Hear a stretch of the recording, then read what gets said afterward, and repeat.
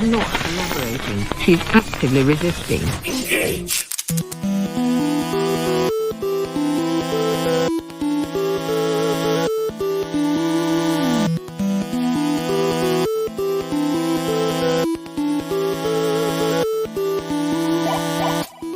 Citizens of Earth, gird your loins and open your minds.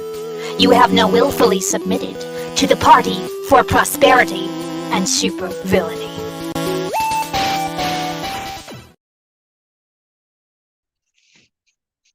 Hello, hello, and welcome to the 11th official episode of the Party for Prosperity and Supervillainy. I am known by many names, but today you may call me the Mad Hat Cat. If you must refer to me in the third person, feel free to use they, them, theirs, themself. You know, when you're going off and telling your friends and family and your coworkers who you would like to unionize with about the wonders of our most deviant and devious party. Now, without further ado, please allow me to introduce my most prestigious and supervillainous associate, Doc Zodiac. Good afternoon. Hang on for a moment. I just realized that I moved things in the wrong way. I am Doc Zodiac, mad cult leader. Unfortunately, so mad that I can't use a computer properly. Forward-looking visionary and mixologist extraordinaire. Here to show you light and truth as I perceive it. If you must use pronouns, feel free to use he, him, my lord. We're here to observe, to discuss, to listen, and occasionally make some bloody sense out of this mad world. Today's episode has been influenced by our usual experiences online whenever things turn to touch politique, if you will, as well as the social media trope of mask off, as discussed in Lindsay Ellis's most recent video of the same name. So today's title is Political Cannibalism and Purity Myths. We're going to talk a little bit about all of that and probably some other crazy things in the interim. But of course, before we dive in, we want to get ourselves into the proper mindset. You know, not just me and the doctor here, but also all of you watching at home. We want to remind ourselves that we are, in fact, all fallible human beings, and we, as supervillains, are on a mission to dismantle the crudbucket powers that be, while hopefully avoiding becoming the very monsters we seek to neutralize in the process. Ted Cruz? Ted Cruz, yeah. Bring forth the party manifesto! One. Him. One, whenever possible, supervillains must treat each other with kindness, civility, and respect. One never knows who they might be addressing and what sort of day they've had. Rule number 2, hate is hate and should be directed towards systems wicked and behaviors most foul, rather than toward individual persons and groups en masse, most of the time. 3, thoughtful deviation drives progress. Embrace your considerate deviance and let it guide you. Number 4, your thoughts are your thoughts and can never be taken from you. Your words said aloud and your actions in the world have consequences. Choose your words and actions wisely.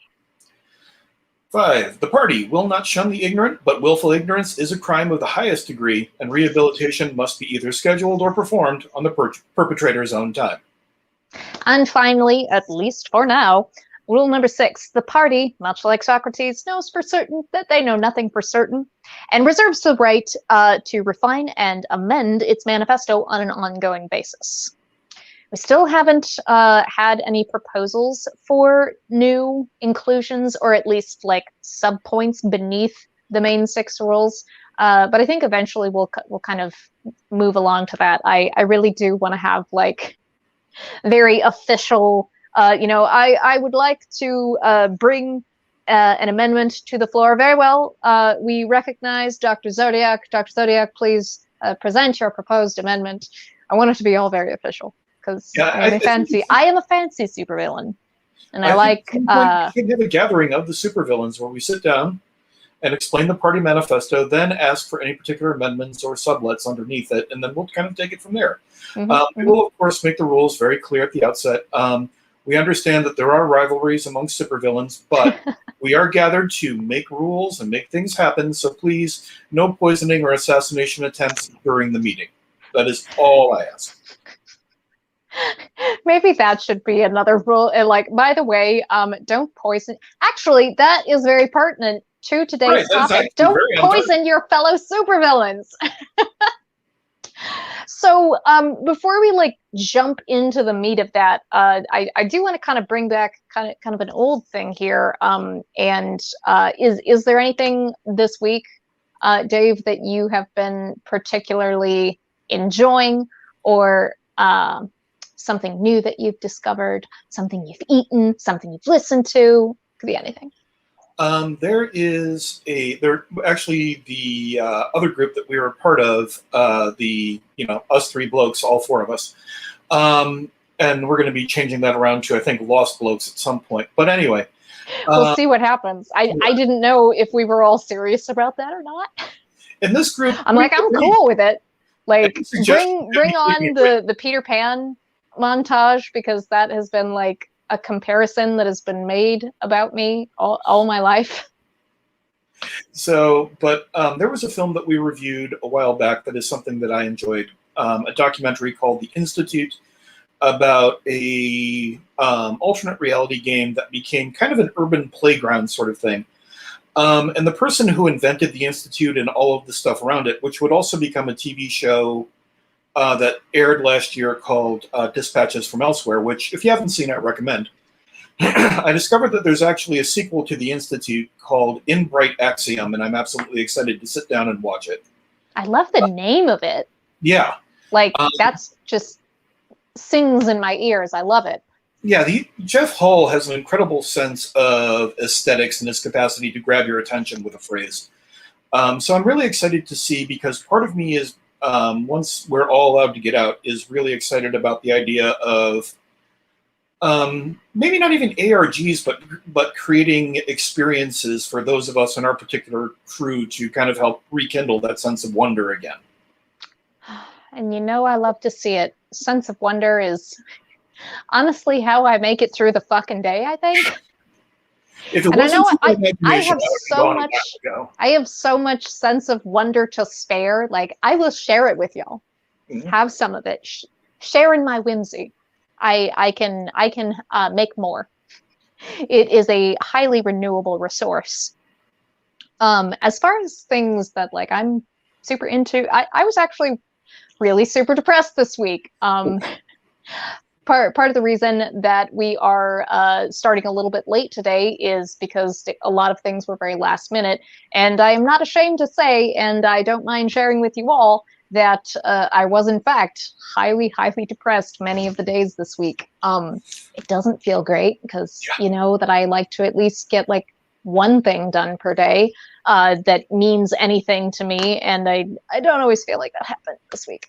In any case, I am feeling a little bit better today, which is very nice. Obviously, the review that we do on Fridays, or at least used to, it might be on a different day now, but we reviewed the movie Lost Boys, 1987, vampire classic, hence my dressing up here. It is getting a little bit warm, so I am just going to go down to the t-shirt, which is cool in and of itself. It says, "Alas, poor Yorick, I ate his brains." I can't take credit for this shirt. This actually belongs to Jay, and was going to throw it away, but I was like, no, give it to me. I want it. Hey, Rick there. Thanks for joining. Hi there. Thanks for joining us. I can speak in linear sentences sometimes. As far as things that I have enjoyed, golly, there just don't seem to be a lot, which seems unfair because there are so many great things in this house. So many great people that I know in my immediate sphere. You'd think that I would mention one of all of you. I do love you very much.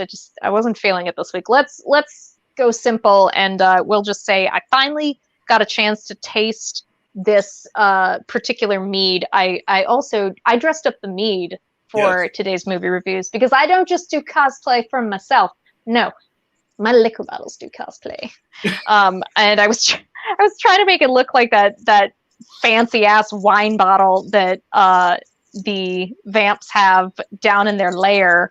I it kind of worked out, I think, like a little bit. I didn't have time to make little metal mesh bits all around. But it is called Peanut Butter Jelly Crime, which I love because in my head, every time I look at the bottle, peanut butter jelly crime, peanut butter jelly crime.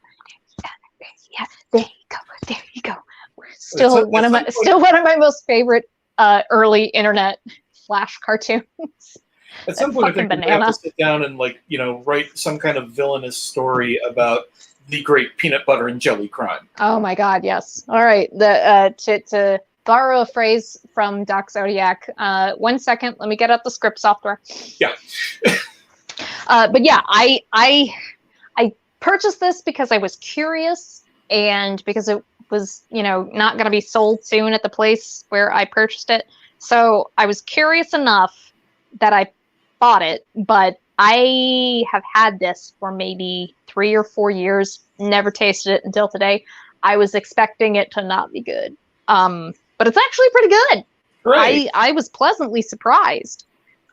So if you're a mead type person and you enjoy nutty and or fruity flavors in your mead, give it a go. What is the meadery? Superstition Meadery. They are based in Prescott, Arizona. Thank you for sharing your nice thing with me, Dave. I always like to hear those. Media's in the house. Hi, Media. Thanks for joining us. I'm really excited about today's episode. And this has all actually been very nice because, like I said, I've been really depressed this week. So thanks for giving me something to look forward to, y'all. A little while later in the show, probably about half hour-ish, maybe a little less than, we will have a special guest for the day. They have been on before, but I will keep the identity a secret until I hear them knocking on my dungeon lair door. So let us jump in, as we say, to kind of the first subtopic of today's episode. This idea of empathy as a motivation. I kind of thought about this a day or two ago when I believe I was watching a TED Talk that was, basically talking about climate change and how here's the data, why haven't we done anything about it yet, yada, yada, yada, the usual things. Unfortunately, this particular TED Talk, the information was all very good, and it was actually some ways of putting things that and some new information that I hadn't come across before. So that part was really interesting. The speaker himself, he was not entirely engaging, at least for me.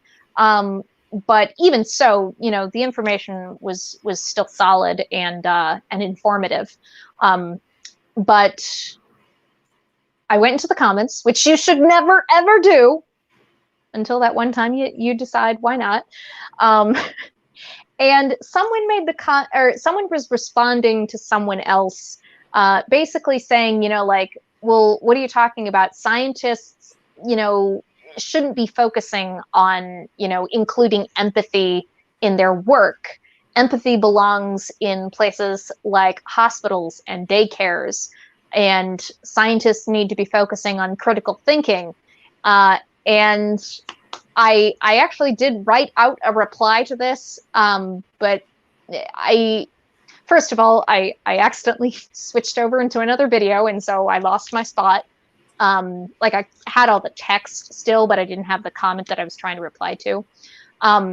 I didn't want to get into a fight with this person. I wanted to make this my one honest questions of the day type of comment. I try not to do more than one, if any, a day, because most of the time, if you don't know someone personally, it's really not worth your effort to try and enlighten someone or get them to think about things differently. At least in the comments section, most of the time, we're already very well informed by our own biases. Why would we ever listen to other people? But in any case, I'm not going to go back and find that comment. So even though I didn't do that, I'm glad that I copied all the text over, because this is often how a lot of my video scripting starts. Is I hear something on the radio, I read a comment on a Twitter thread or in the YouTube comments, or, you know, I hear something that someone in my own life says, and then I fucking start to orate in a closet somewhere because I had to turn on my voice recorder on my headset instead of it. All right, here's the pitch. Let me tell you. And Doc Zodiac can attest to this. I have sent him several of these recordings. But I will read to you kind of my response. I will try to keep it brief, and then I would love to hear your thoughts, Doc. So again, the main gist of this person's comment was saying, you know, empathy doesn't have any place in the hard sciences. That's for people who work in hospitals. That's for people who work in daycares. That's not where you need the critical thinking. In the sciences, you need the critical thinking. And I was like, hold on a sec. That statement seems rather dismissive of the value of empathetic motivations in general. And in my opinion, anyway, comes off a bit like asserting that hospital and daycare workers don't rely much or at all on critical thinking within their work. They definitely do. And again, I'm sure Dave could attest to this. Certainly any human can be unhealthily absorbed in just about any subject or subculture. It happens all the time. The internet does not help. But empathy does not inherently and inevitably lead to being blinded by emotions, nor does experiencing empathy and being motivated by it render one's critical thinking impossible or dampened. These are notions that need to be challenged for sure. Now, scientists, they can be, and often are, initially motivated by empathy, and then they apply their education and critical thinking rigorously in their work in order to do right by those they initially empathized with. Being active and striving for a cause while relying on floppy data would likely fizzle any sizable support of a movement pretty quickly, and the scientists behind that floppy data would likely be recognized by the majority of other scientists as having sloppy and weak methodologies. This is the last bit, so don't worry, we're almost done here. Conversely, a scientist sharing data with very strong methodologies and proposing solutions to things like, for example, climate change, but who has divorced themselves from empathy, are inevitably going to propose solutions that would, at best, amplify the day-to-day difficulties, though that those of low socioeconomic statuses already face. They can't afford to financially and socially shield themselves like upper and middle class and the significantly wealthy folks can. And at worst, it's going to amplify the more uncontrollable environmental changes. And generally what I'm referring to there is, you know, extreme drought and, you know, extreme weather events like hurricanes, tsunamis, tornadoes.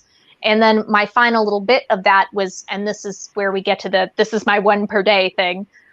Do you not think it's possible for scientists to be motivated by empathy and still use their critical thinking? And if not, why not? Honest questions. To me, I think the element of motivation is kind of the key part that goes hand in hand, like you said, with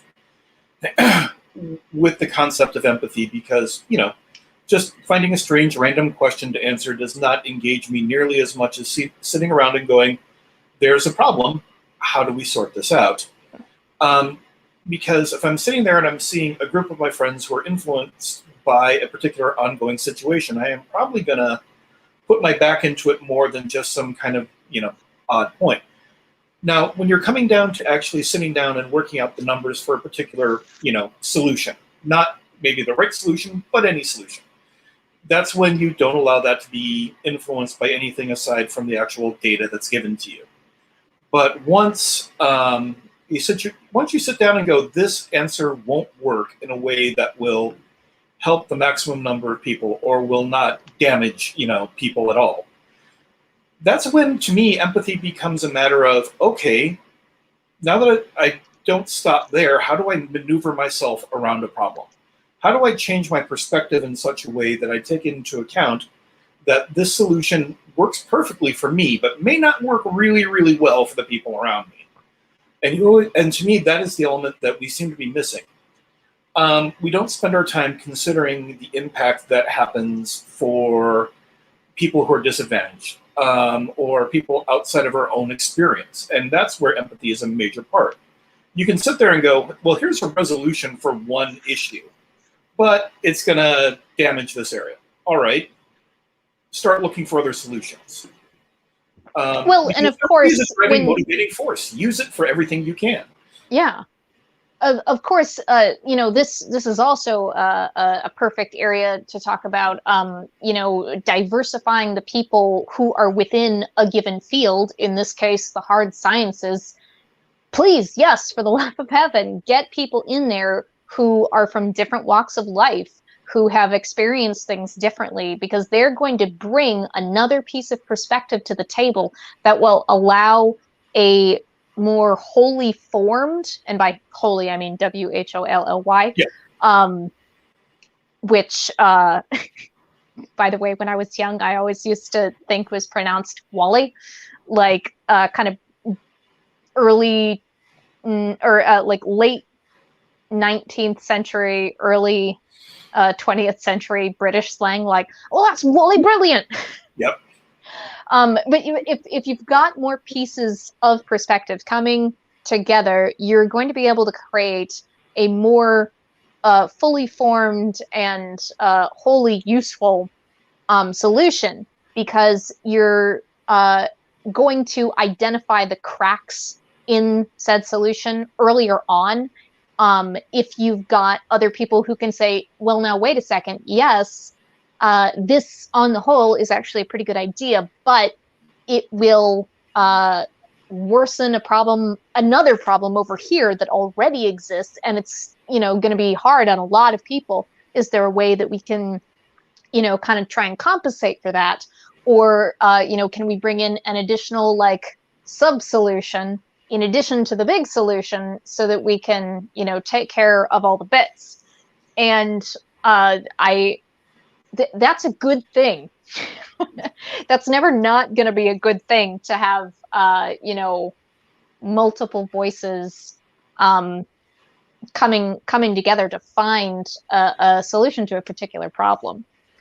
So, like, you know, we were kind of talking about it as in, like, well, the scientists themselves should have empathy for the people that the solutions are going to affect. But also, I think that applies to who they're working with as well. I think that part of that is also the idea that you can't just sit there and decide the idea of what is the easiest solution for me. There's a very big issue that's been forming right now. Well, it's a subset of a very big issue that's been going on for centuries, basically, but technological waste that's been happening in the United States and Western Europe and such. Well, the easiest solution was to move it to some place that wasn't the United States or Europe or, you know, those areas. So now Africa is currently suffering through a major issue of dealing with all this technological waste that's being stored haphazardly and is causing, you know, large-scale medical issues across the country. Now, when you say technological waste, could you elaborate a little bit on what that is? Is that like liquid chemicals? Is that just dead batteries? And a lot of it is stuff that's really difficult to store or to deal with in a particularly safe manner. So batteries are a key element. One of the ones that's actually become one of the most major issues is old computers and the parts that go hand in hand with it. Because there's going to be an awful lot of material that's lying around in the circuit boards or in the computer itself that winds up becoming a long-term pollutant due to heavy metal poisoning, things along those lines. Mm. And there's a rather unfortunate tendency. This is where science and economics kind of run right into each other, in that the most easy solution is to just move the problem somewhere else and let them deal with it. Mm-hmm. Yeah.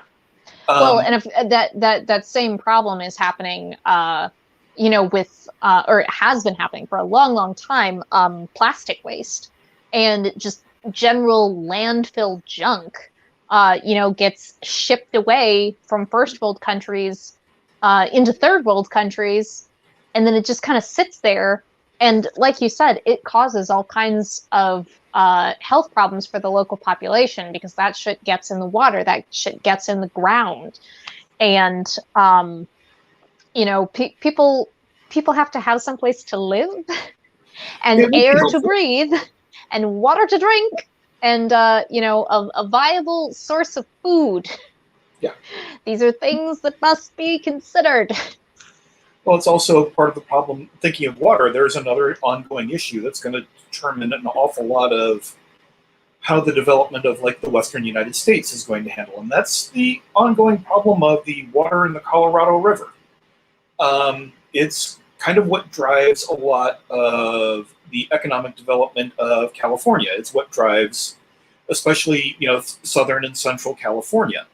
Well, all of that water is now being diverted from places like Nevada and Arizona, and Nevada has its own ongoing water issues, thanks to a city that really has.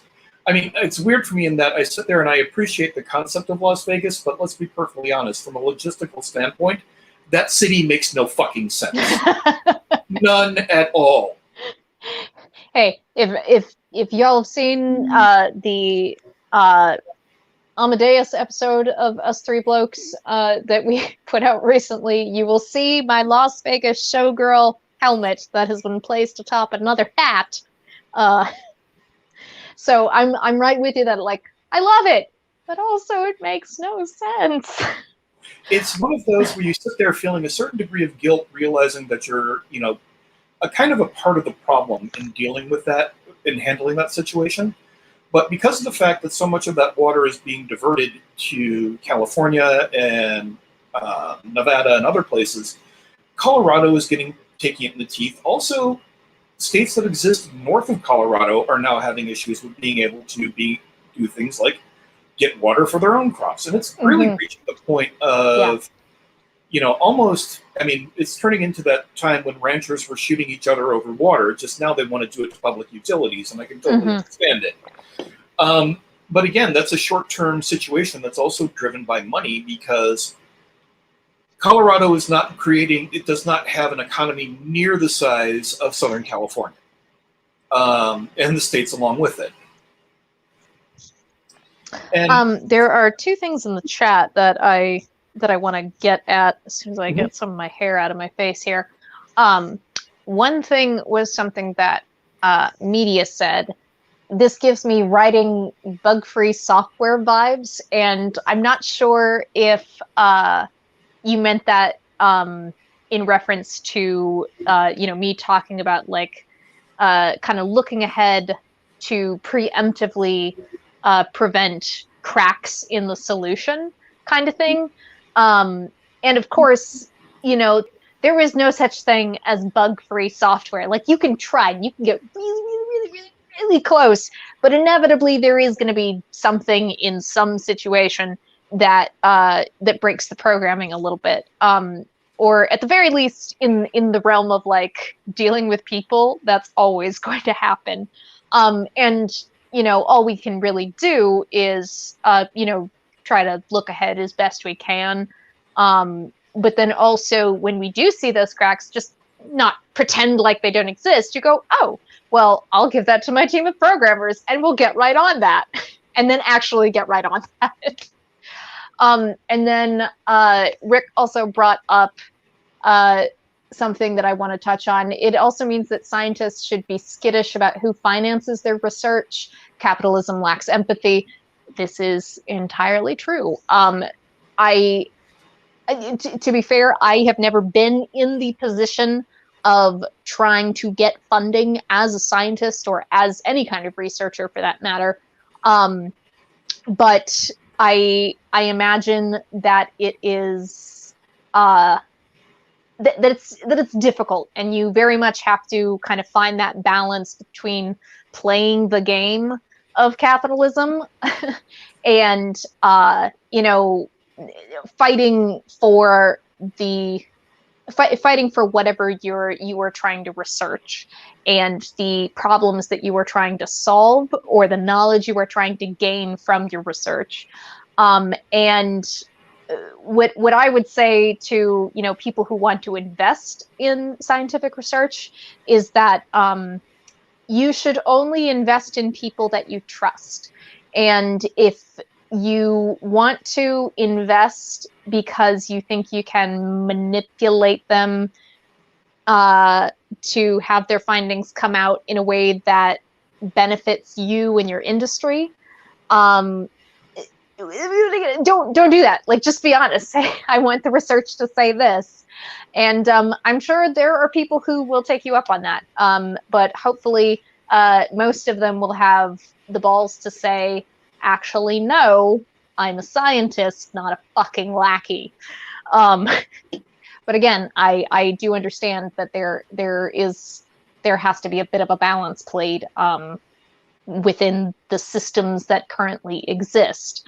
Although hopefully the folks who have a little bit more of an opportunity to do it and have kind of the privilege to do it. So, all of the well-spoken white guys, especially the ones who are attractive, you need to talk to the capitalist overlords and say, like, but also we should get in on this, and I'm really going to have to push you on that, and I'm not going to budge about altering the way that the data is presented.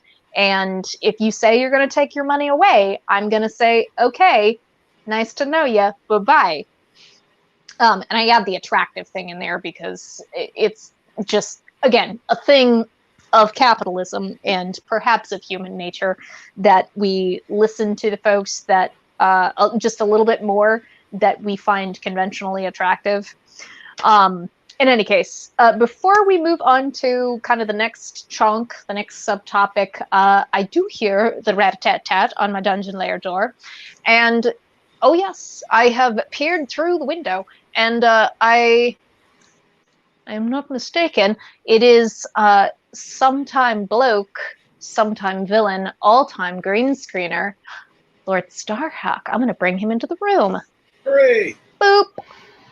Hello. Hello. Hi. Would you like to introduce yourself? Sure. I am Lord Starhawk. You can refer to me as he. And I am currently building my empire of supervillainy as the hope to be foremost villain against the right. I want to be viewed upon by them in fear and love. Fear and awe. Yes. Weirdly enough, I think that we'll actually kind of circle back around to that in our last chunk of things. Before we move on, I know that I said before we move on, I want to introduce, but also I would like to bring up a couple of things in chat again. I'm trying to do better about looking at the chat and sharing things that are being said, because that's kind of not the whole point. It's a large chunk of why we do this show, is because we want to bring in other thoughts and ideas that are percolating out there, whether or not we necessarily agree with them. But this one is a good one. Media says, yes, we should be recycling most waste by now. Shaking my damn head. Or I suppose there was an idea in there, shaking my head. But yeah, I know that not everything can be recycled. A lot of times there is just too much tainting of it. What's the word I'm looking for? Contamination. Contamination. Thank you. There's too much contamination, whether it's from food or being mixed with other materials, that it can't be, boiled down again to its most base form to make a new kind of non-virgin plastic. Plastic is the big one. Obviously, there are plenty of other things that could be recycled and are not being recycled. A large part of that, I think, is because there is not a very consistent effort, like at least in the United States nationwide. It would be nice if there were some federal guidelines that, you know, states could adjust according to where their current infrastructure is at. But basically, if you've ever been to the website Earth 911, I believe it's called, I will put a link in the show notes and link them when I eventually write them. But I believe that's what it's called. And I always go there when I am looking for a place locally that I can recycle X, Y, or Z, you know, things that can't go in my normal recycling bin. So electronics, like Dave mentioned, are a big one for me. I can't just chuck batteries or, you know, an old cell phone charger in the bin. I've got to find where I can take it locally, where I know that it's going to be recycled, even if, I mean, honestly, I'm sure a lot of what Best Buy does is basically just stripping shit for copper and then selling the copper. But even then, at least it's getting reused. I am part of the problem. I am sorry. I am contributing to the capitalist machine. There was one more thing that someone said. Both of you seem really quiet to me. I don't know if it's my earphones or what, but whatever you were going to say, please say it. Had it. Did I have it? Did I lose it? I think that part of the problem, or part of the way that the problem is continued, and I think that this is actually very much a function of modern capitalist propaganda, is the idea of sitting there and saying, well, we're all part of the problem, so why should we bother trying to fix it? And to me, that is I find that to be one of the most frustrating and infuriating arguments. I mean, we're people. Fixing problems is how we got to where we are. Right? Along the way, we branched off into a few other problems, but that's also part and parcel of the process of creation.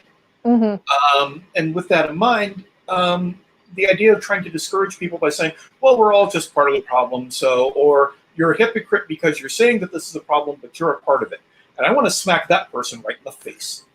The awareness of the fact that we are part and parcel of the problem means that we can also be part and parcel of the solution.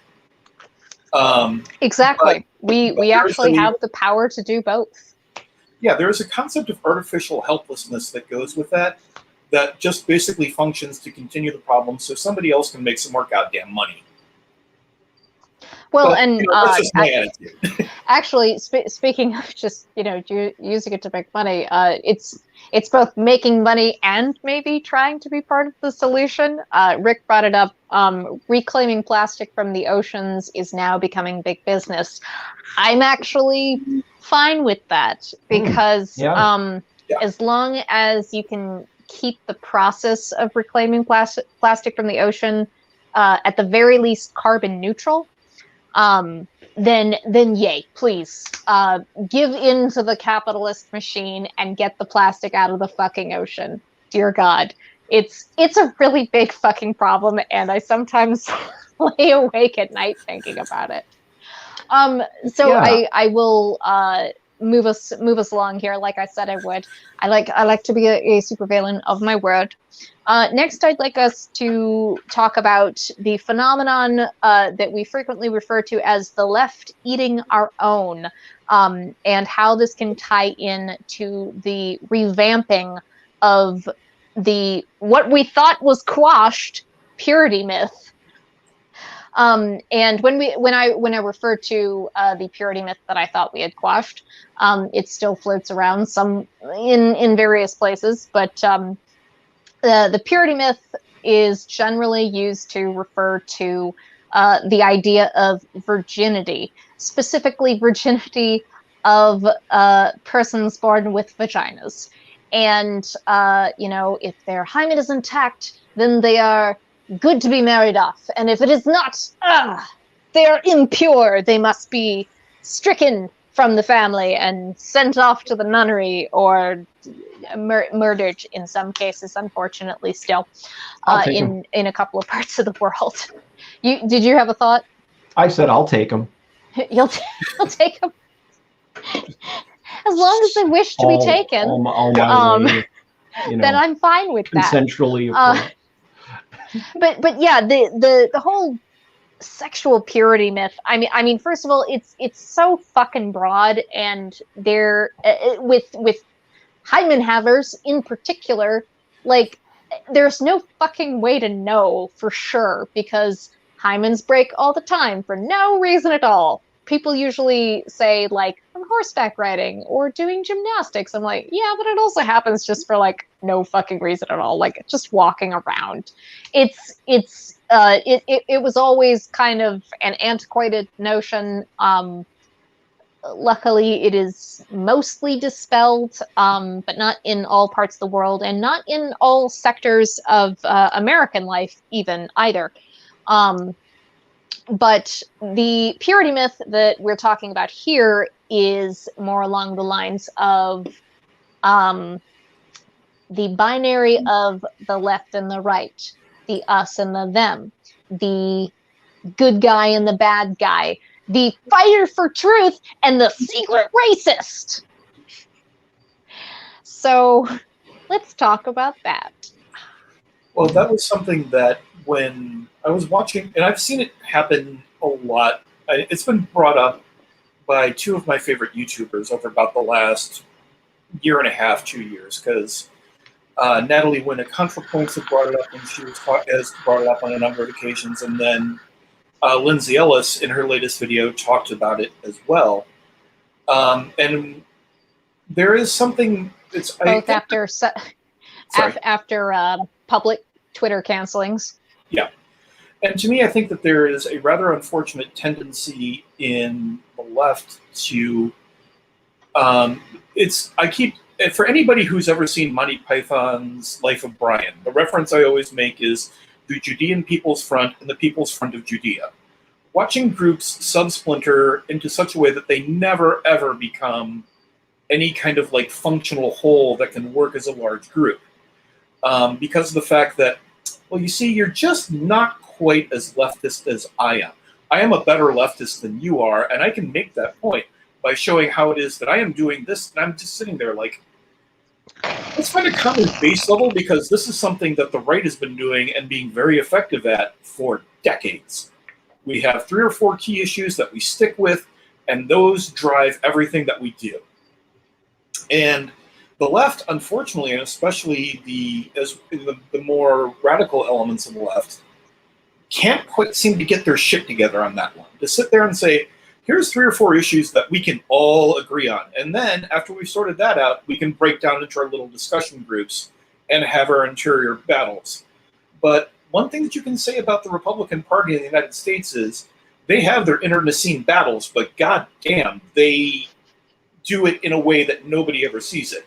We have ours very, very willing to, like, this is a fucking problem, but we're not going to talk about it because we must keep up appearances. The idea they are very much the Joneses that folks, or they would like to think they are the Joneses that folks could keep up with. Yeah, and I think that in the end there's such, and it's been a problem. I mean, I pointed out in the American one, but you can also take a look that a lot of like European and Asian leftist movements have fallen prey to this one as well. And again, and then the worst part is that then it becomes a pack mentality where someone is immediately thrown out and never allowed back into the group. You should be allowed within the structure of a group to make mistakes. And then sit there and later on and go, hey, you know what? I made a mistake. That was really dumb of me. Fuck. And what a concept. Be willing to integrate somebody back in after they've owned up to the fact that they made a mistake. And that seems to be a rather unfortunate element that I've seen within leftist circles in the United States. So yeah, that's kind of my intro take on my frustration with that. Star, you look like you're jumping to say something, so please share. Well, as we always see in every group, there are going to be degrees of dedication, degrees of ownership, degrees of fanaticism, and I think that what's happening with the left is that there's a breakdown where, like Zodiac said, where you're not left enough. So why are you here? You know, that kind of stuff.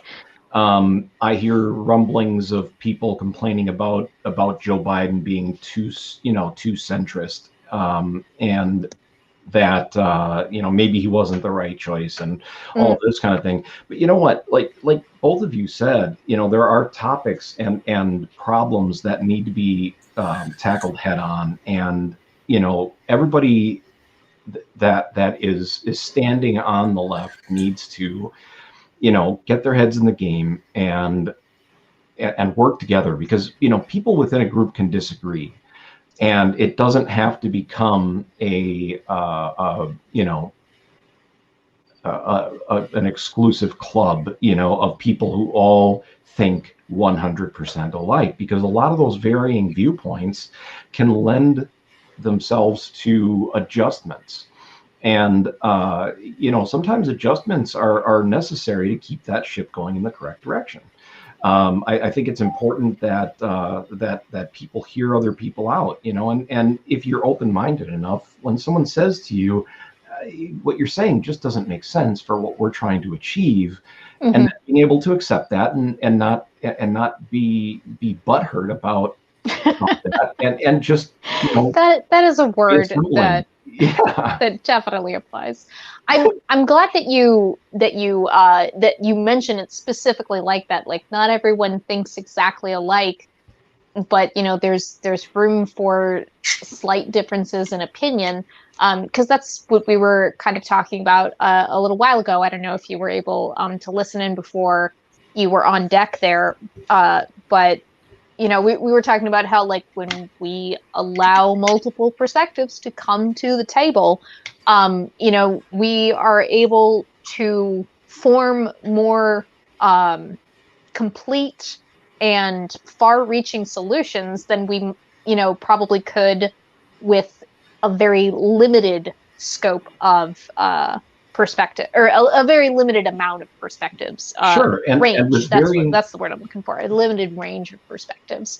Right. And it applies just as much to political and social causes as it does to the scientific sector, or hell, just about anything. Because again, humans are weird and complicated meat bags. Okay, we are not simple in any sense of the word. We all even have those of us, that we might like to point to that y'all simple. We all have different skill sets. No one is, and nothing to do with humans is black and white. It's not a binary type of situation. Right. Leave binary in computing, and binary belongs to computers. Yeah, we're not robots. We have to function as humans. We all have different skill sets, and it's important for us to bring the skill sets we have to the table. That way, like you said, with perspectives as well, having broader perspective allows a broader attack of a problem, but also having a broader level of skill sets. If they're all brought to the table, well, then you can see what everybody has to offer. If you exclude certain people, you never know what they could have done for your cause. Well, and I it's an understandable, we'll call it a fear, although it is maybe perhaps slightly irrational in a lot of cases. But I understand, we developed fears and a fear response as human beings for a reason. It has helped keep us alive. But we're at such an odd point in our evolution that we can't only rely on, like, our gut instincts. We don't want to totally ignore them, but we also have to add in, kind of fold it in. We'll make it a baking metaphor. The more logical side of things, the more removed from emotion sort of things, as it were, because it, we can ask Commander Tuvok, and I'm sure he would say it would be logical to include a variety of perspectives if we are to come up with with a solution that is going to apply to a broad range of people. I think that also it goes hand in hand with the idea of our own particular biases, and even more importantly, our own ability to deny that they exist. When you're sitting there, and I was just talking about how Richard just talked about how we're back to empathy and the capacity to communicate effectively. And the ability to sit there and look at another person's perspective and say, we need this into the middle of our situation is very key. The problem is that we're also somewhat shot through with a fair amount of biases that none of us ever really realized that we internalized until it becomes a major issue. Sometimes you have to sit there and own up and go, I didn't realize that this was a bias that I had, and now I'm kind of consciously aware of it. But at the same time, you can't punish the person for that once they've actually made that realization. Yeah. You have to allow for personal progression there. I keep pointing out that as a child of the 80s, I grew up with an awful lot of biases that were just common parts of the culture at that point in time. It's the capacity to grow out of them that allowed me to become the person that I am now. Right. And I'm very grateful to have become that person. My blood runs cold with the idea of what I might have become if I hadn't. But 80s Dave and 2010s Dave are two radically different people. Mm-hmm. But that was because I was allowed the opportunity to grow. And I think that that is something that we, as people who exist on the political left, sometimes don't do. It's like we sit there and say, man, you're so close to getting it, but you don't, so get out. Yeah, there's a lot of denial. Step in and let's have a conversation. Well, and I'm interested, in where that I know I say it at least once per episode, but I'm going to say it again, and I will continue to say it for the rest of forever. I am very curious as to where that knee-jerk reaction comes from. That knee-jerk reaction to, push people away who, aren't totally in line with the company byline, as it were. The standardized mission statement that we have all apparently pledged allegiance to. It's like we are a monolith or something, and don't all have individual experiences. My God. But I think for some people it's a projection thing, and Lindsay Ellis goes into this a little bit because we got to push away the people that might even possibly be interpreted as being antithetical or antagonistic to our cause.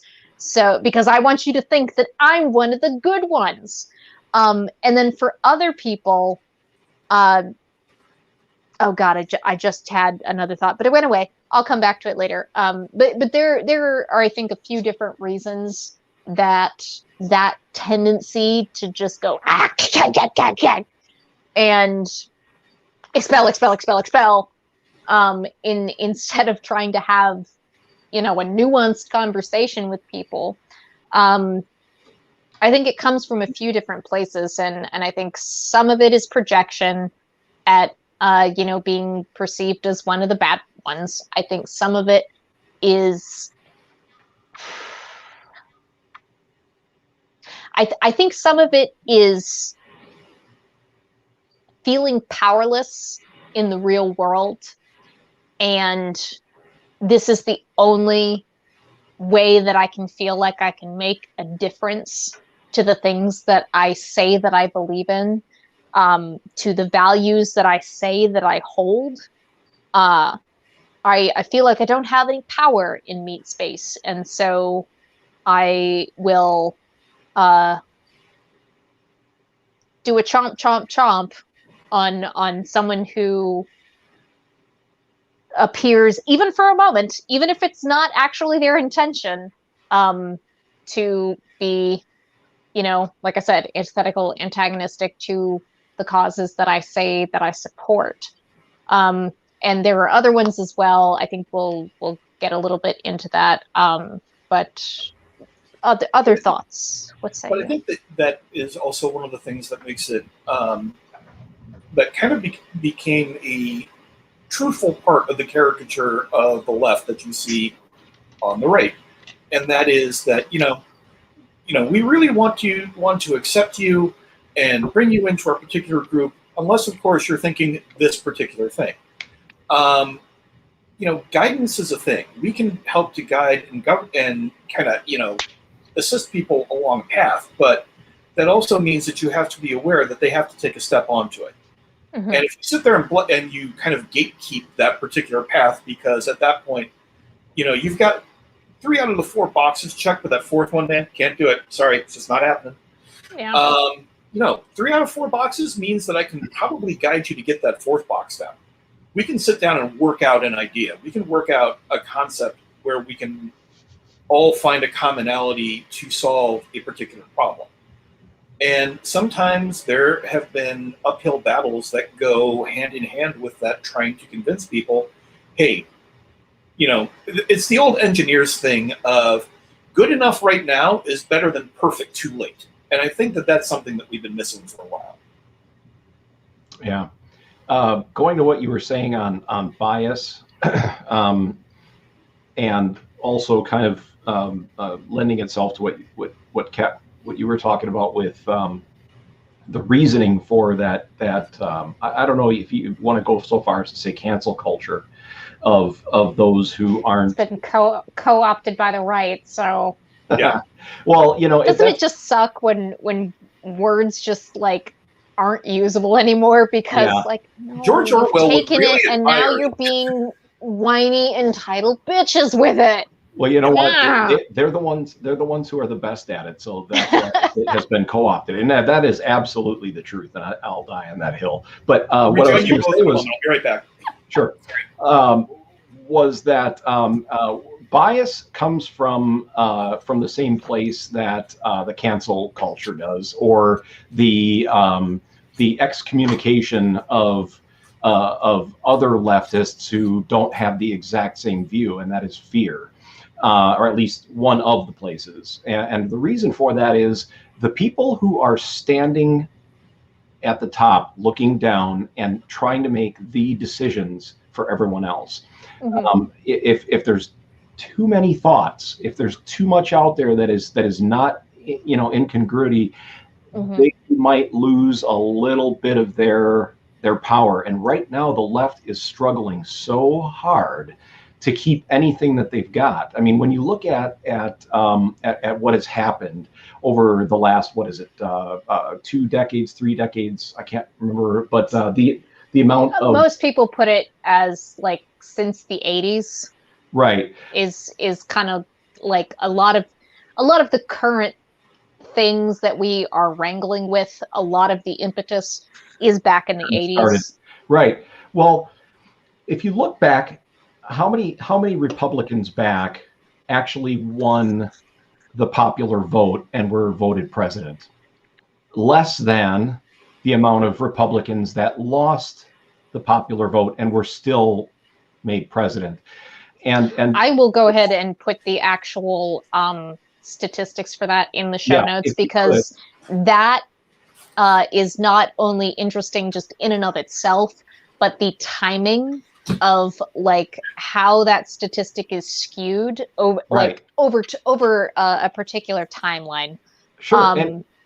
It's interesting. It's interesting it is. How that keeps happening. Well, and if you look at the history of the United States beyond, we'll say, the 80s, I don't remember the exact year that this started, it never happened before. So this is a modern problem, and, mm-hmm. and it's creating this fear amongst the left that is causing the leadership to start, excommunicating groups and individuals who aren't, right on that path. If you vary a little bit, if you say something off base, goodbye. Because look at what they've had to go through to reach where we are right now. Where we have the entire Congress and the executive branch, and God, they have to hold on to it, right? So Please, guys, they're afraid of work together for the love yeah. of God. Work together just for a little while. Move Right. that Overton window to the left, just Right. a little bit, because we are an incredibly conservative fucking country.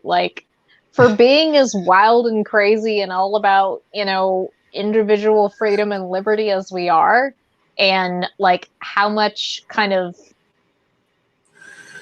counterculture culture comes from the US. Yeah. And I hope that doesn't come across as no, I get you. Oh, well, the US just comes up with all the coolest shit, and Well, we we are do. the punkest punks of everything. Yeah. No, that's not what I mean. I feel we are excommunicating. we have this very we have this very you know how this works. punk view of ourselves. Even the people who are very what is it? Beer, guns, Jesus, America. I don't remember. That's what I was trying to think of earlier when you're like, no, the Republican Party in the United States has the party line, and they toe it, and they are on it. I'm like, yeah, it's which is why beer, guns, Jesus, America. They've got their tagline and they're ready to go. Right, but the left because doesn't have that. Stalin-esque in the way that they hold on to the party line. I mean, it has that level of it. I'm sitting there going, man, Stalin would actually be pretty impressed with the level of party discipline that takes place in the and that's why they don't have the same effective use of propaganda, love. Yeah, and that's why they don't have the same kind of fear that the left does when there are splitters, because the splitters are taken out before they split in the Republican Party. So that kind of goes all back to how we eat ourselves. On the bias line, bias is a natural effect that comes from fear and survival. You develop a bias or a prejudice or whatever you want to say toward anything that you see as a threat to yourself. So the word prejudice, we have to.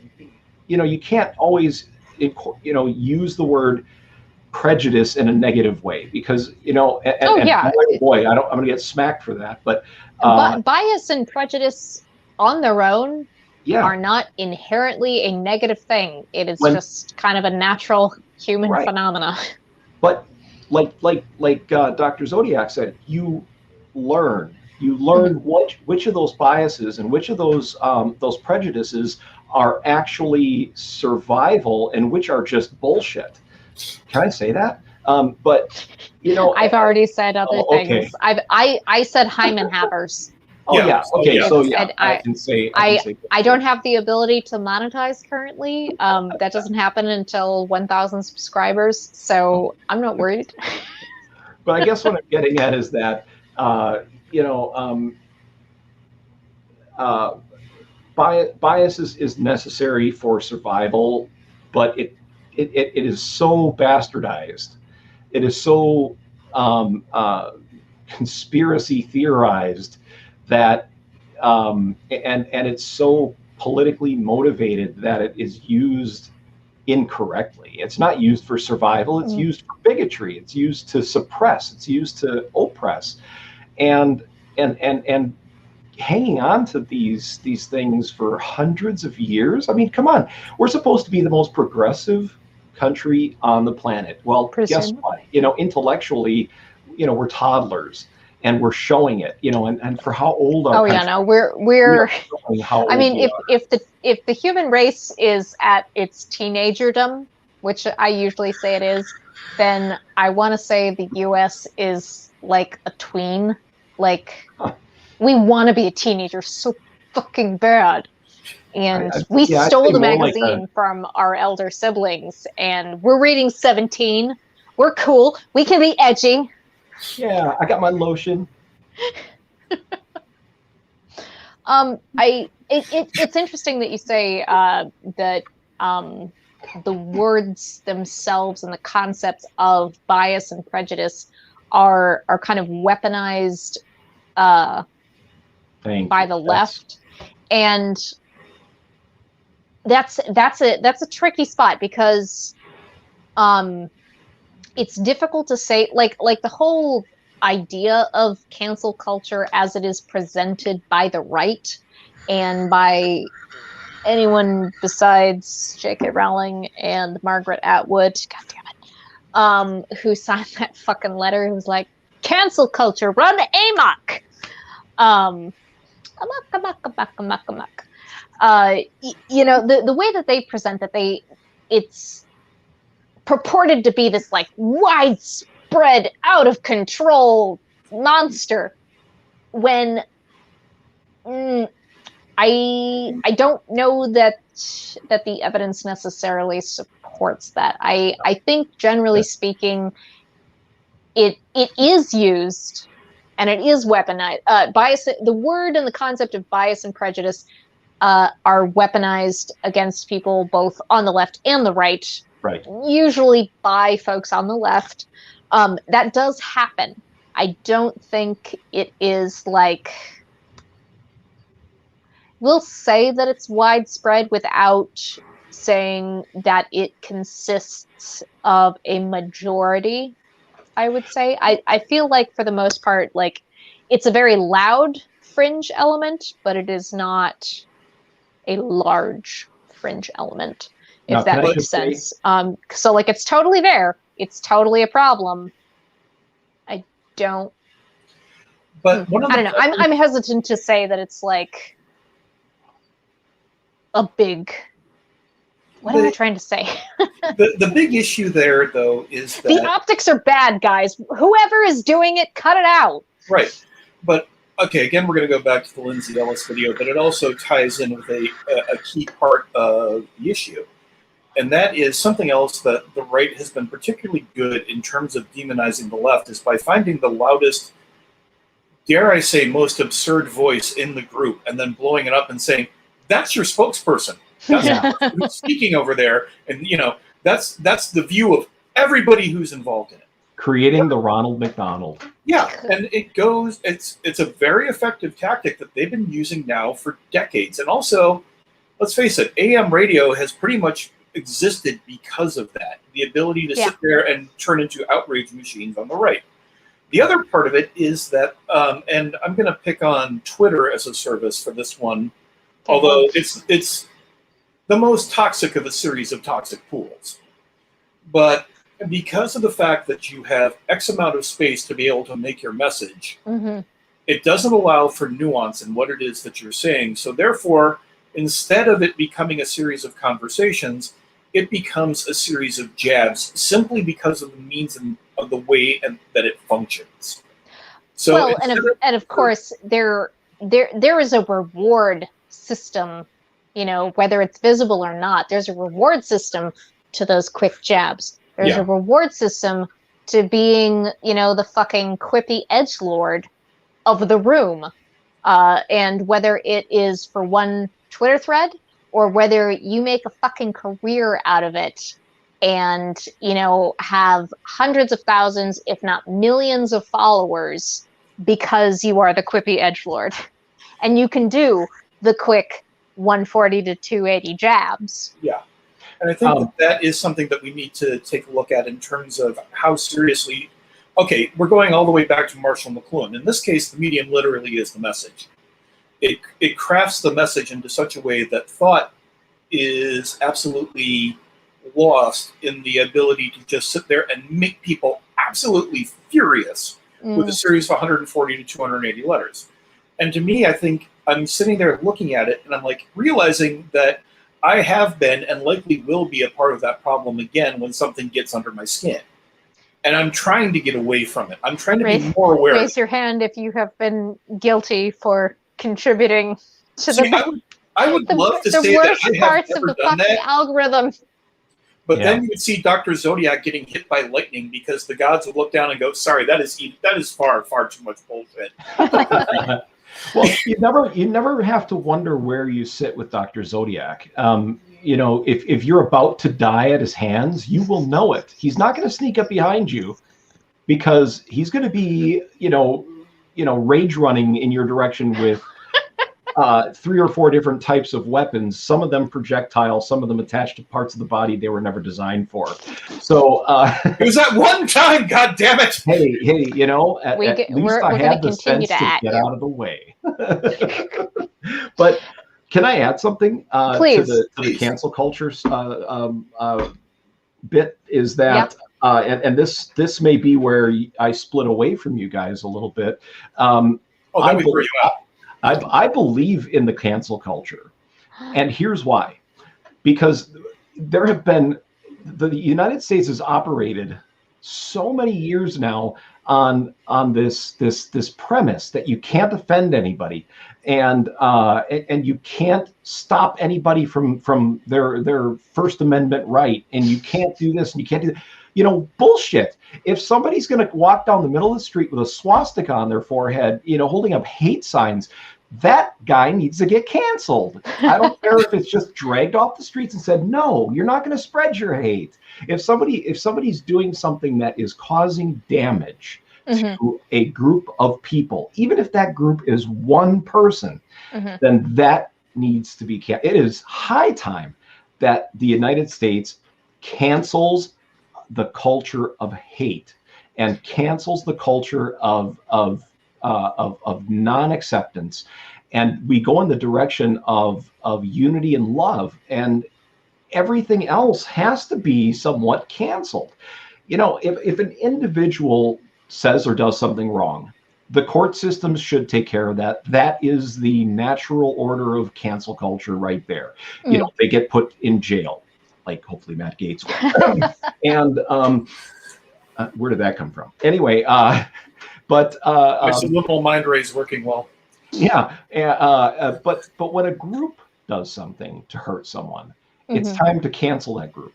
It's time to, you know, work on, and I'm not talking about writing things out of history books. I'm talking about writing history books to correctly reflect what these groups have done and how they have harmed others in the United States, and why we no longer recognize them, why they're no longer allowed to operate within our borders, and why, you know, it has been eradicated and made criminal. I would like to add a few thoughts to that.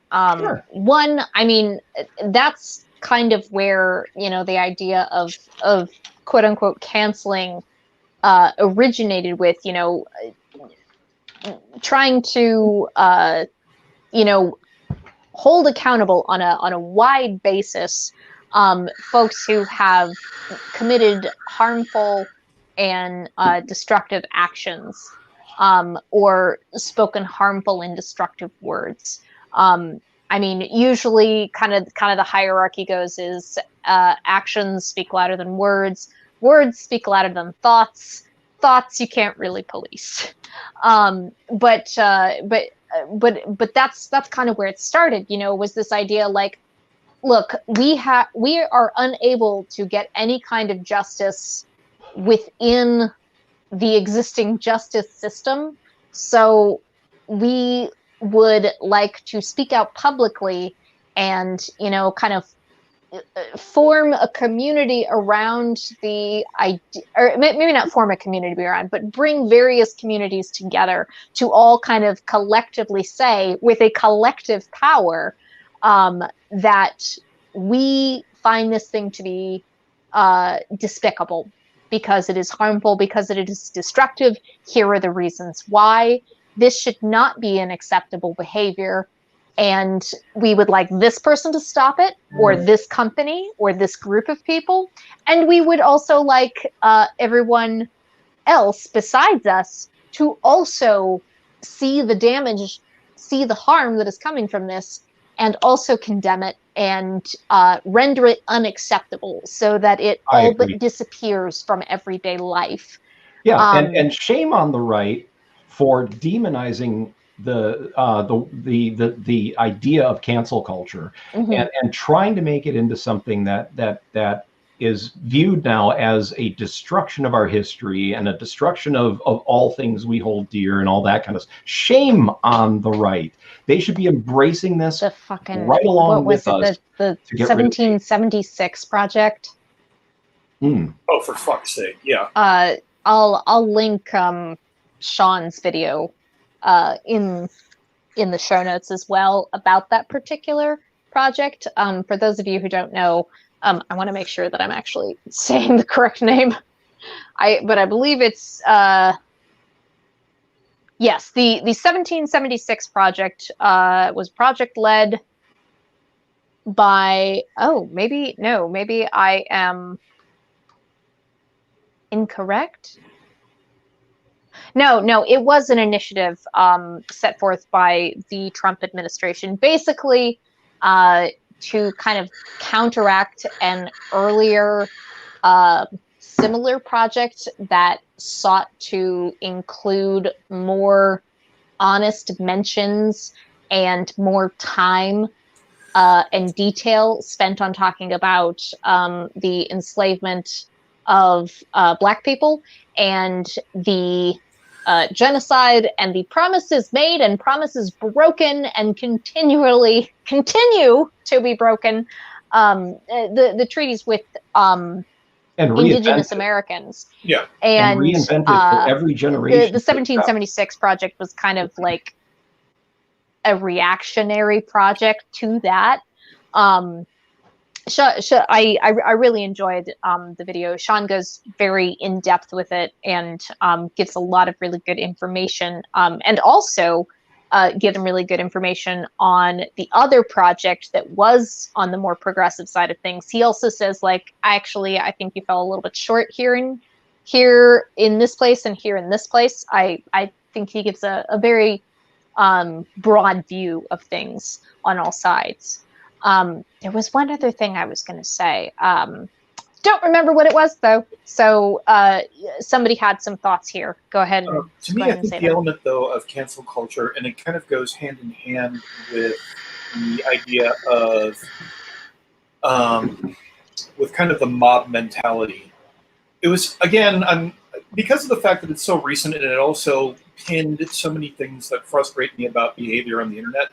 The Lindsay Ellis video really did do a great job of pointing out that a lot of time, I mean, there's a great space that exists for things like canceling out somebody like I'm going to get his name wrong, Milo Yiannopoulos, or a Richard Spencer, who, by the way, reminds me of the guy who got me stabbed at a strip club one day.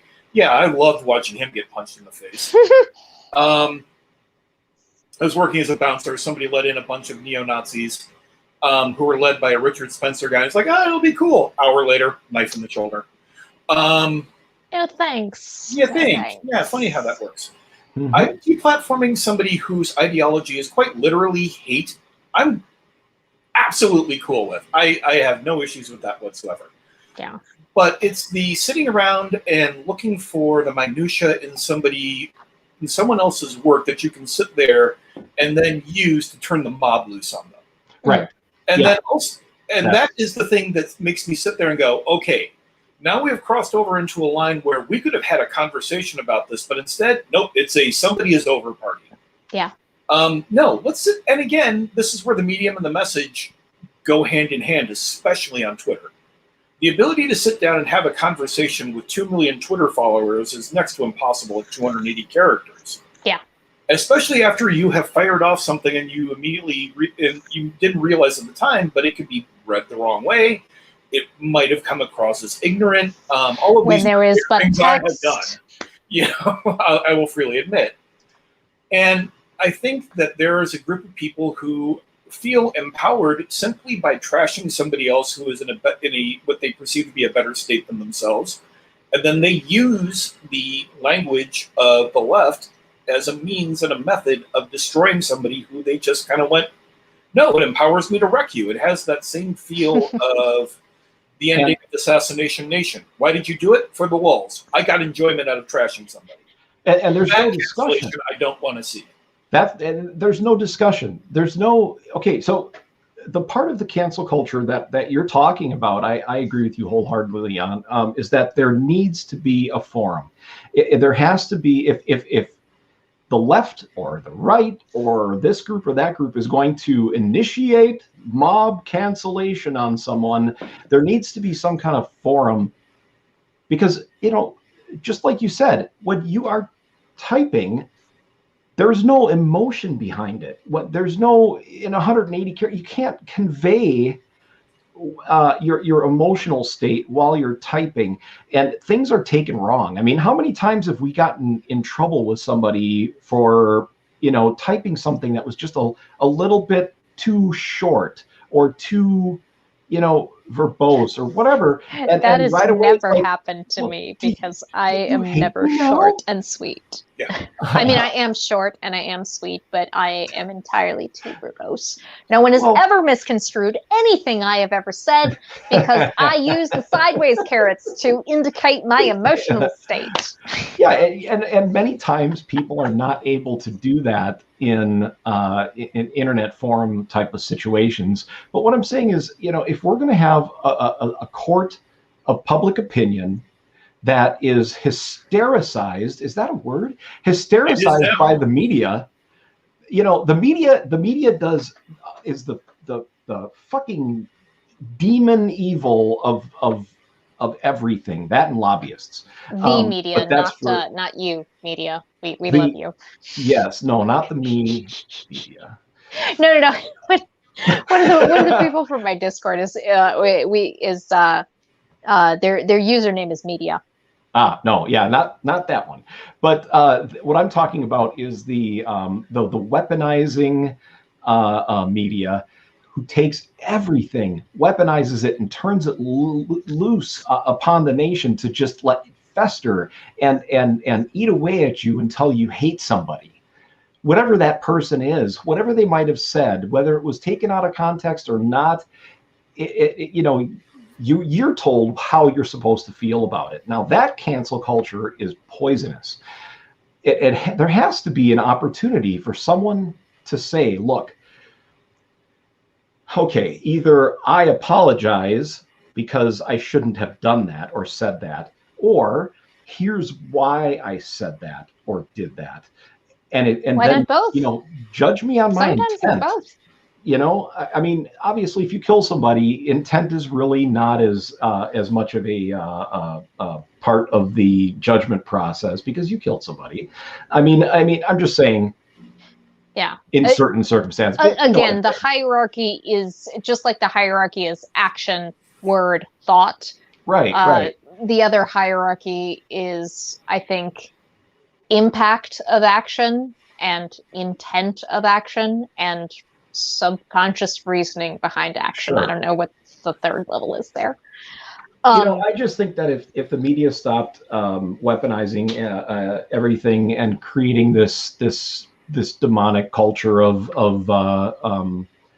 a demonic cancel culture, I should say, I think that the court of public opinion, I think it's very valid. But you've actually spurred a thought here within my mind, within my brain pan, and it's kind of I learned it from watching you sort of thought.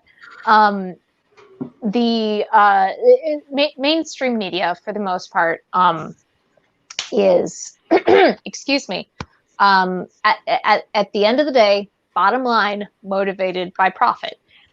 Because within the system that they exist, they have to keep growing. They constantly have to be seeing an uptrend in their returns, or the people who make their work possible are going to pull the money and take it somewhere else where it will, again, continue to see those upward trend in returns. And even though there are plenty of people, I would say less so in TV news, more so in print, plenty of people who, again, have that empathetic motivation to their work. They want to use their journalistic powers for good. They want to, share information so that people can be made aware of things, so that people can, be aware of how various and sundry goings on within their region, within their country, and within the world, how that affects them, and what they might be able to do, within that context. But of course, that intent does not always come through in the final product.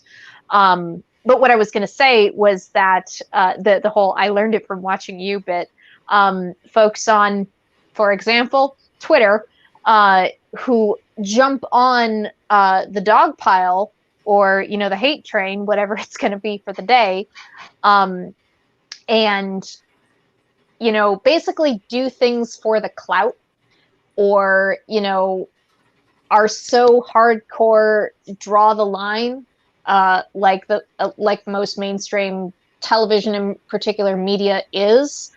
I think it's the same kind of thing. You know, capitalism is not just a system of economics. Capitalism is also a system of the mind. And social capital is very real. And you know, if you are feeling very, very poor in social capital, a lot of times it's very easy to give into a situation where social capital can not only be regained, but the returns are multiplied beyond your wildest fantasies.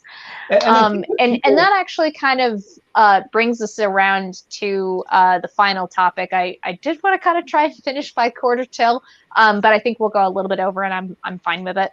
The final point that I kind of wanted to talk about, and we already sort of ventured in there naturally, was kind of bringing those two ideas together: the empathetic motivations and the eating of our own, and, you know, this gatekeepy purity myth shit, which I'm not a fan. I'm not a fan. I don't know if you could tell, but the treatment of people in the digital world versus meat space versus you know, the real world, IRL, whatever you want to call it.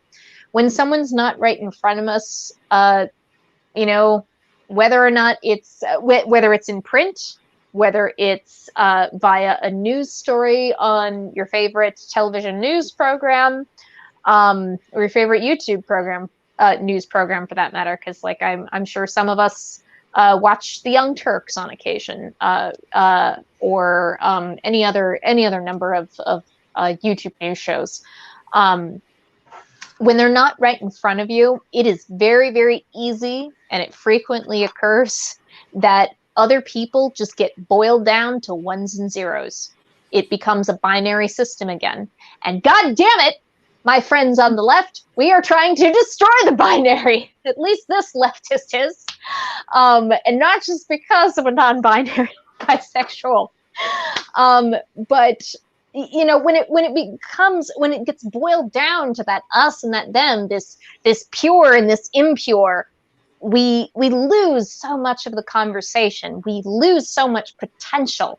And not only that, we are hurting not only ourselves, but the causes that we claim to be fighting for. And if that's what your goal really is, like, we're all going to do it every now and again. Have done. Again, raise your hand if you have gone off in the comments section where it really was not fucking necessary and it will not do any goddamn good. But you're right, and you need this person to know that you're right. You're on the side of good, damn it. I've been trying my best. It doesn't matter. It doesn't matter. It does feel like George Carlin's proximity of assholes bit. You know, the person on television is a total asshole. The guy in the chair next to you, that guy's an asshole. You know, it's because of the fact anonymity allows you the opportunity to just sit there and go, I've had a shit day, and now you will too.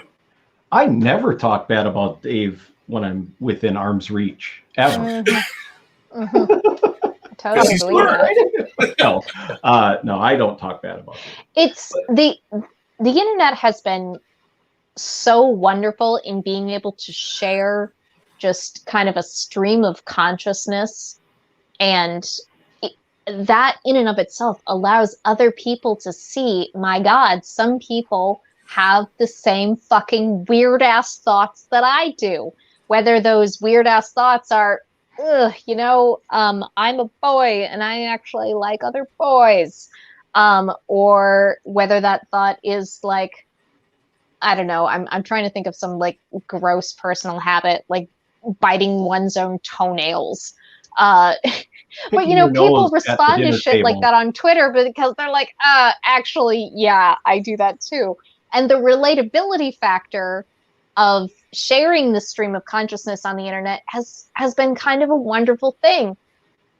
Also, it's been kind of a bad thing because sometimes our stream of consciousness has no filter, and just immediately punching back with the first fucking thing that pops into your head is not always the most productive or the nicest idea. And going back to the conversation you were having before I came on, was the application of empathy. And I have to admit that when I was reading this, I was having a hard time understanding the application of empathy in science. But I've kind of maybe come to a different way of thinking about it that is the same, but just for me, more of an understandable thing, and it wraps around to what we're talking about now as well. Yeah. And that is the application of compassion.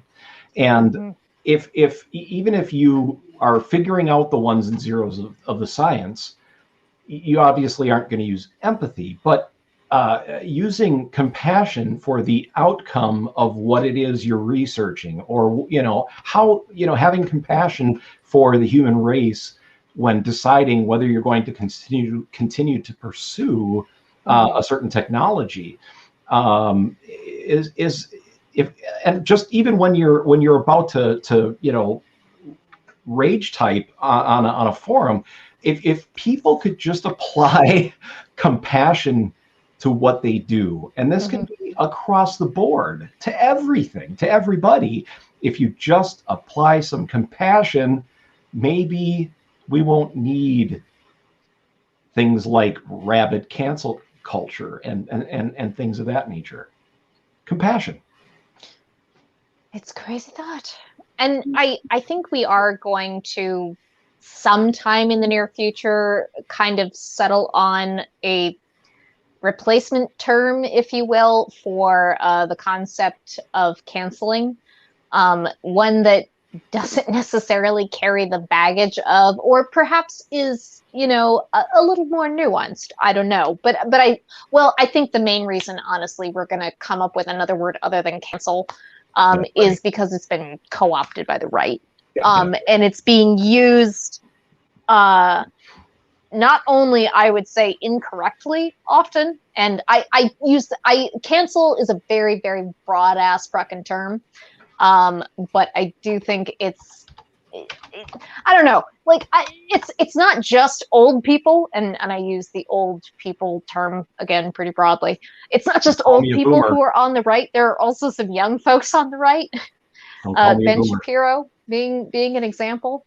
Although he's not, I suppose he's not that young. He's probably maybe a little older than I am. I feel very young. Like, I think I'm going to get into my 60s and I'm always going to feel like, I don't know, I feel pretty young.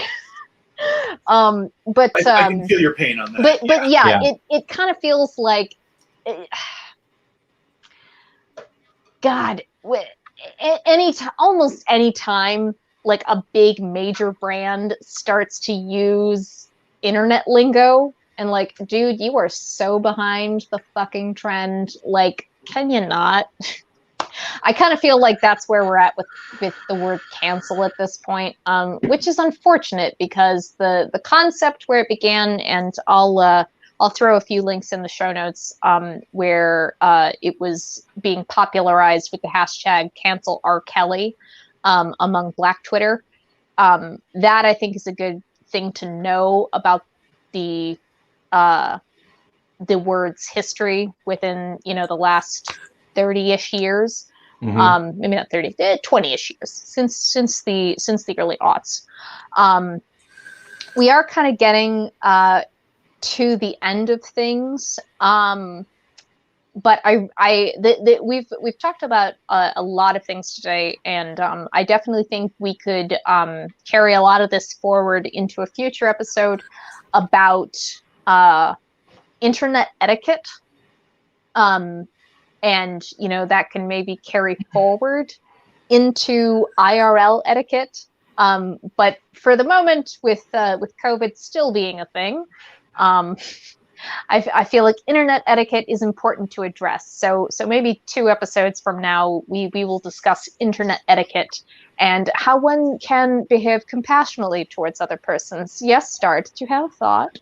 I did, because it kind of tickled me that you said that we will learn internet etiquette and let that follow into our IRL etiquette. I know. Normally, so I would say it needs to be the other way around. Right, but that's I mean, not we're how it is also anymore. fucking attached to our smartphones anyway.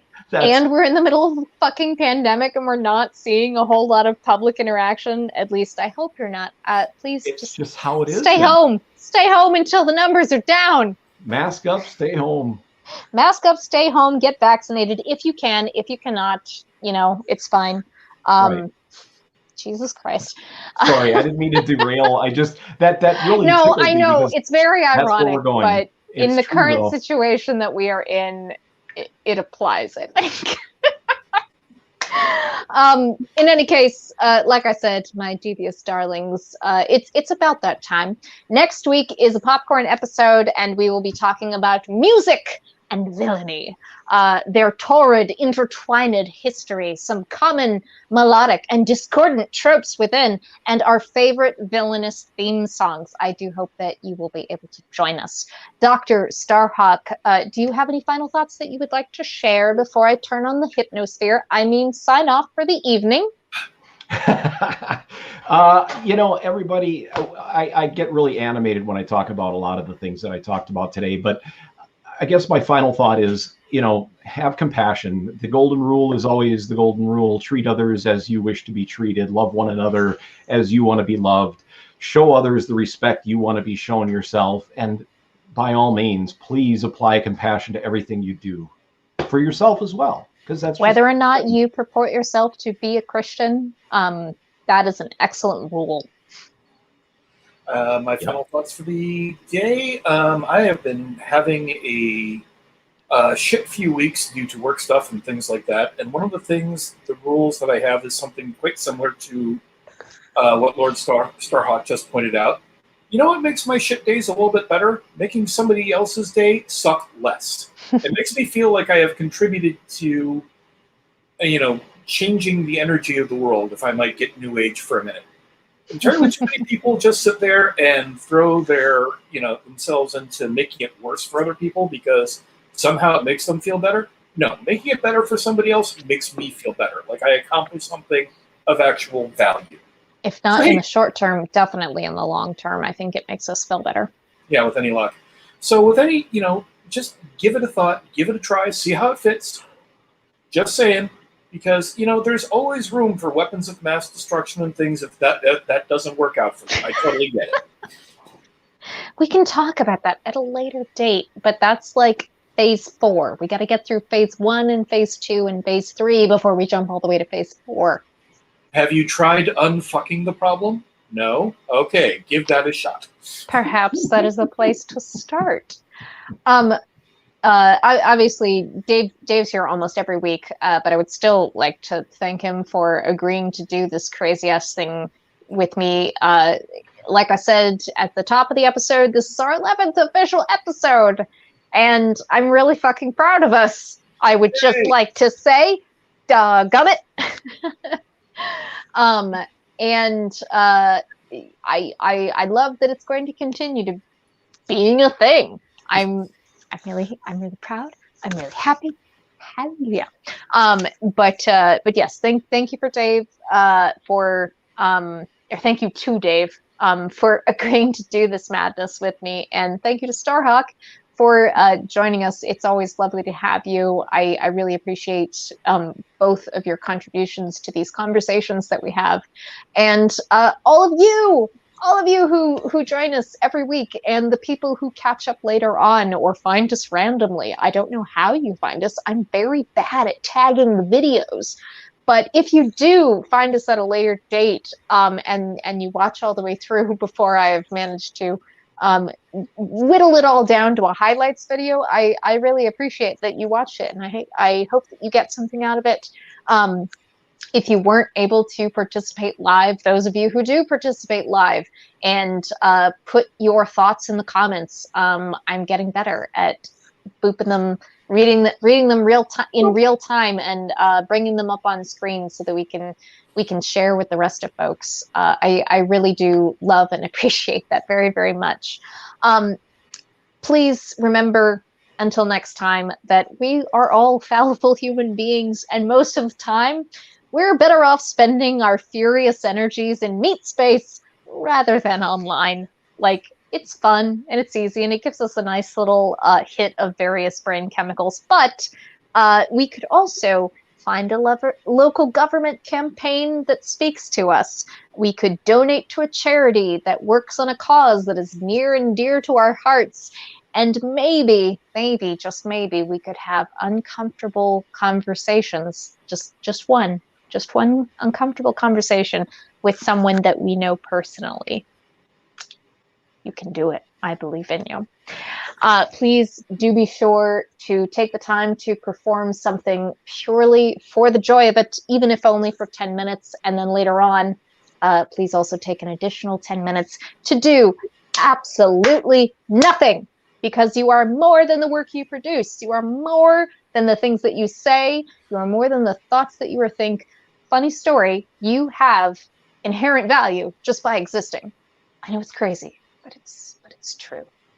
So have a very lovely weekend. Have a very lovely week, and we shall see you next time.